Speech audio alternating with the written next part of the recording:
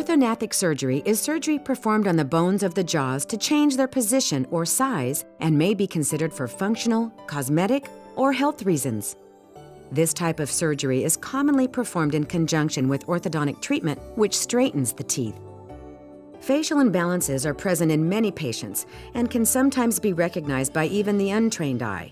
Large or small jaws and chins, or flat cheekbones, are examples of facial characteristics that may be improved by orthognathic surgery. Although certain problems may be treated with tooth extractions alone, more severe cases typically require a surgical procedure or a combination of surgery and extractions. Your orthodontist or oral surgeon will determine if surgery is necessary.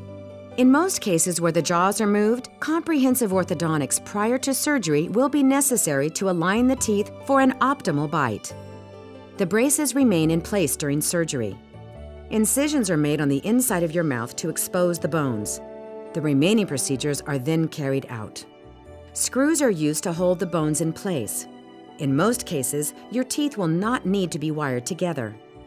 Once the incisions are closed with sutures, you are ready for recovery, usually less than a week. Following surgery, there is often a period of additional orthodontics for fine-tuning. Some minor surgical procedures may be performed in the surgeon's office, but most are performed in the hospital. Surgery typically lasts 3 to 4 hours, during which you will be completely asleep.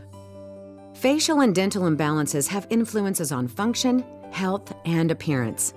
Not treating a functional problem may prevent you from being able to bite and chew your food, close your lips together, or speak clearly.